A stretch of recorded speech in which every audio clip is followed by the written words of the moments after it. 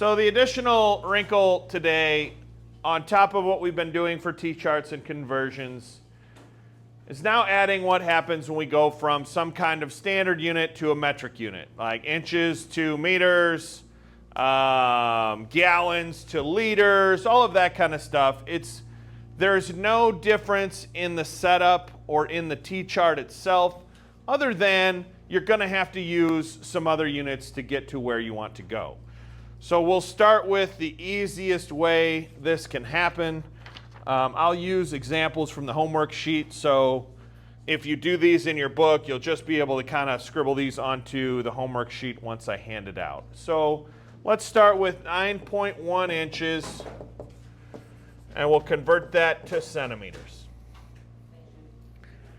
And again, your first kind of glance at this is going to be to note that, well, this is not what we've been doing so far. This is not something where you're just going to move the decimal point around like we were doing with all the metric conversions. Right now you're going to have to do some other kind of conversion. And you'll also probably want to pay attention to what kind of unit this is, distance or volume or whatever.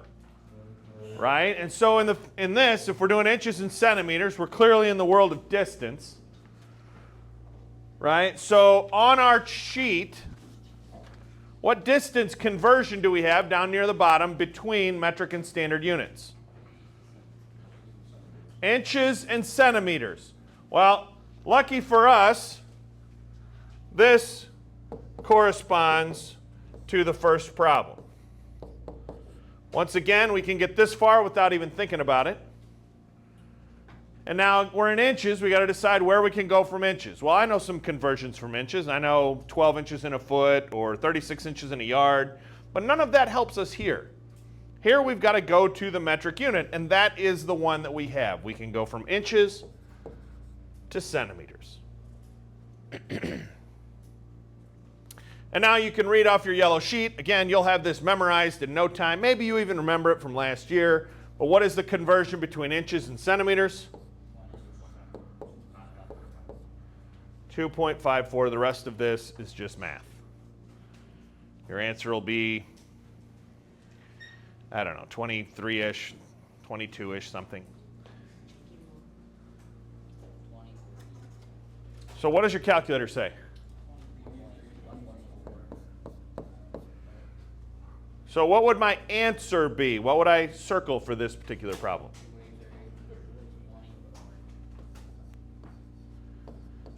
Why only 23? What about all that 114 stuff? Sig figs. We started with 2 sig figs. We ended with 2 sig figs. All right, good. Well, that was pretty easy. Let's take it up a notch. Let's go from, actually I have my key. Pick one of these out that's awful. Here we go. 3.08.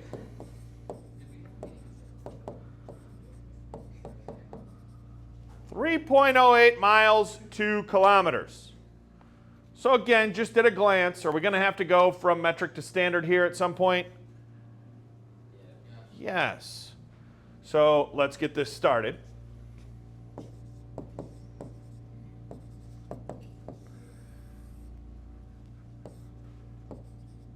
So I've gotten this far. I haven't even thought about it yet. So eventually, using your yellow sheet, eventually what conversion are we going to have to put somewhere in this T-chart? We're in distance still, right? So somewhere in here, we're going to have to convert from what to what?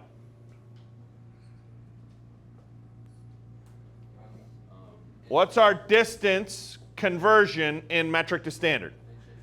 Inches and centimeters. So I'm in standard now. I've got to go all the way from miles down to inches, right? So miles, what is our conversion for miles on our yellow sheet? We can go from miles to what? Miles to feet. 5280 is 1 mile. Feet, then I can go to inches. Then I can go to centimeters. 12 inches in a foot.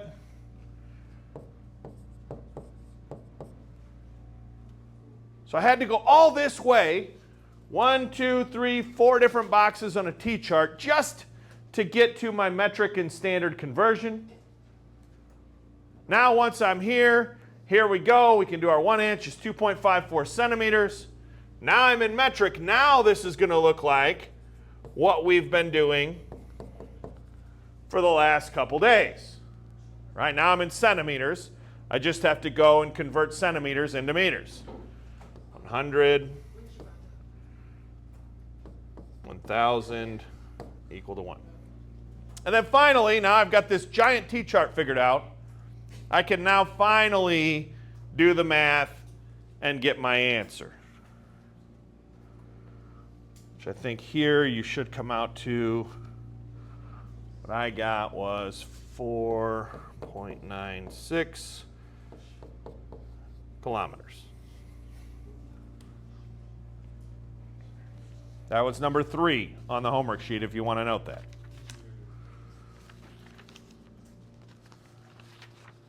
So again, I want to stress that as far as T-charts are concerned and what we're doing here today, none of this is markedly different from what we've been doing with metric conversions the last few days. It's just extra steps. It's just maybe a little bit longer, right? Because really there's 2 conversions built into one here. We had to go from miles down to inches.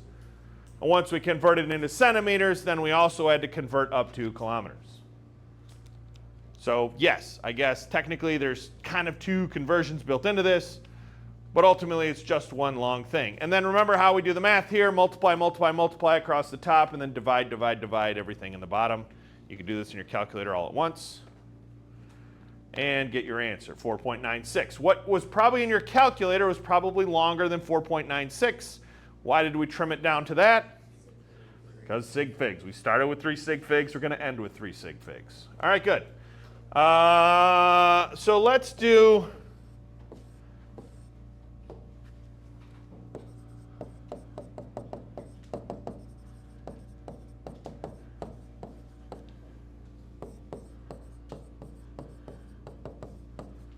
multi-dimensional conversion. Sounds Star Trek-y.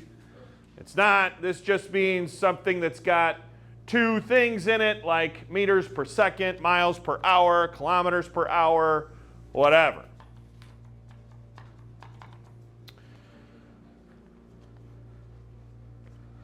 So number 16 is 72.6 miles per hour converted to kilometers per hour. Actually, you know what? I want to write this different. I want to write this kilometers per hour. That's how it'll look in the metric. So again, the jump for me is to realize 72.6. I'm just going to think of this as a fraction instead. 76, oop, no.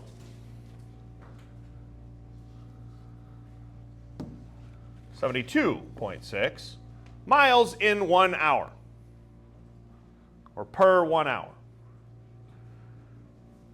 And my conversion here, I'm trying to get to kilometers in 1 hour.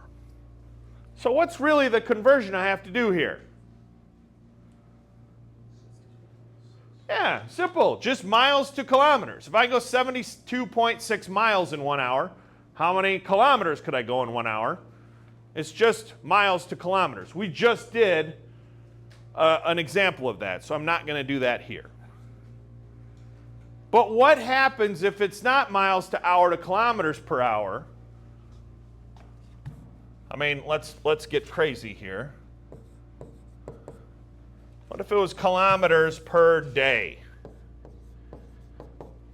How would that change what we just did? Or would it change what we just did? Yes? You can multiply the answer by 24. Wait, no. Ooh, multiply. And divide. No, it's multiply. I have no idea. Yeah, you'd have to do 2 different charts. Now, I don't know that we need a whole chart for hours to days, right? You wouldn't multiply.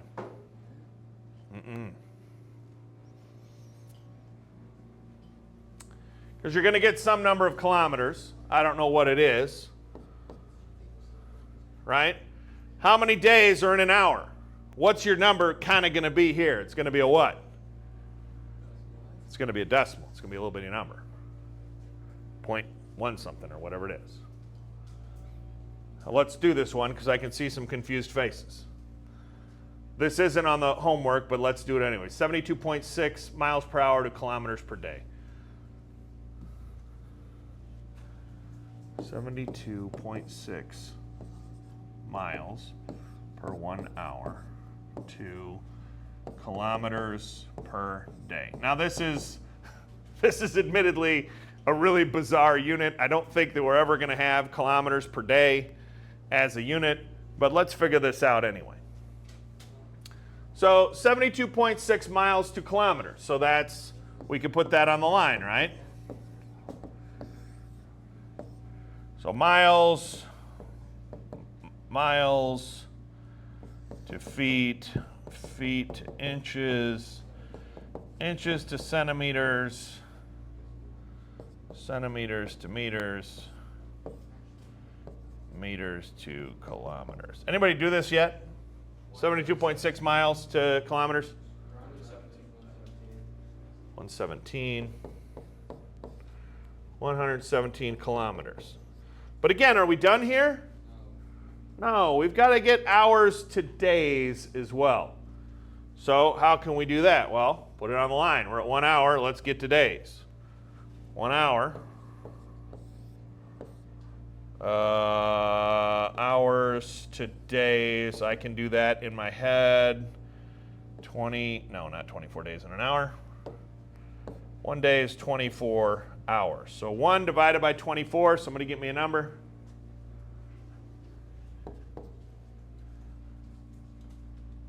Point. One more time. 0416. So 0417. Let's get 3 sig figs in here. Days is our unit. So think about what we're saying here. If I can go 72.6 miles in 1 hour, from here to Milwaukee in 1 hour. Milwaukee's probably more than that, but whatever. Well, how much of a day is an hour? Right? Just a little bitty part of a day. So now you divide these, and what do you get? Somebody do this math.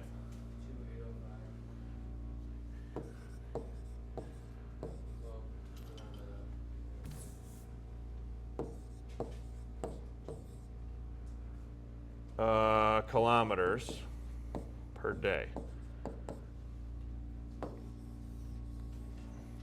Now let's do a smell test on this. Does that seem like the right answer? I mean, we did all the math, so we'd like to think so, but let's just think about that. Is that probably the right unit? Or I'm sorry, the right number? If I can go 72 miles in 1 hour, how far can I go if I have a whole day? It should be a pretty big number, right? Especially when we convert it to kilometers, which are smaller than a mile. So does that kind of make sense? Could we go that far in a whole day, a 24-hour day? Does that number make sense? Should it be a big number like that? Yeah, I think so. Right? So that's multi-dimensional. You basically have 2 T-charts cooked into one eventual answer. You got to figure out the top. If you're going from meters to miles, miles to kilometers, whatever the 2 units are, and then you have to figure out the denominator as well. It might be days, hours. Gosh, if you think about like space travel, they talk about distance per year or other things.